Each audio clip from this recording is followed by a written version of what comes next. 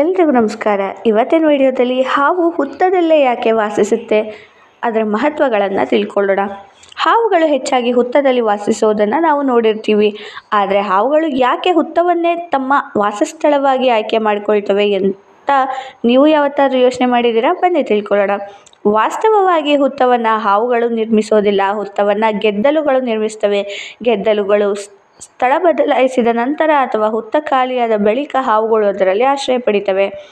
ಹುತ್ತದ ಒಳಭಾಗವು ಬೇಸಿಗೆಯಲ್ಲಿ ತಂಪಾಗಿಯೂ ಚಳಿಗಾಲದಲ್ಲಿ ಬೆಚ್ಚಗಿಯೂ ಇರುತ್ತದೆ.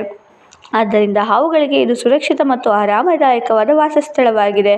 ಜೊತೆಗೆ ಹುತ್ತದ ಒಳಗೆ ಅನೇಕ ಸಣ್ಣ ಸುರಂಗಗಳು ಹಾಗೂ ರಂಧ್ರಗಳು ಇರುತ್ತವೆ. ಇದರಿಂದ ಶತ್ರುಗಳಿಂದ ಸುಲಭವಾಗಿ ತಪ್ಪಿಸಿಕೊಳ್ಳಲು ಸಾಧ್ಯವಾಗುತ್ತದೆ.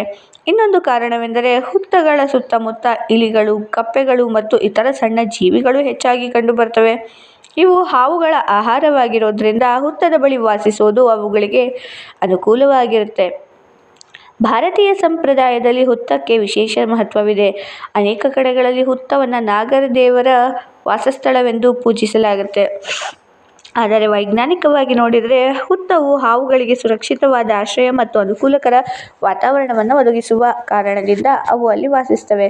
ಹೀಗಾಗಿ ಹಾವುಗಳು ಹುತ್ತವನ್ನು ಕಟ್ಟೋದಿಲ್ಲ. ಗೆದ್ದಲುಗಳು ನಿರ್ಮಿಸಿದ ಹುತ್ತವು ಸುರಕ್ಷಿತ, ತಂಪಾದ ಮತ್ತು ಆಹಾರ ದೊರೆಯುವ ಸ್ಥಳವಾಗಿರೋದ್ರಿಂದ ಹಾವುಗಳು ಅಲ್ಲಿ ವಾಸಿಸಲು ಇಷ್ಟಪಡ್ತವೆ. ಈ ಆಸಕ್ತಿದಾಯಕ ಮಾಹಿತಿಯನ್ನು ನಿಮ್ಮ ಸ್ನೇಹಿತರೊಂದಿಗೆ ಹಂಚಿಕೊಳ್ಳಿ. ವಿಡಿಯೋ ಇಷ್ಟ ಆದರೆ ಲೈಕ್ ಮಾಡಿ, ಸಬ್ಸ್ಕ್ರೈಬ್ ಮಾಡಿ. Thank you for watching.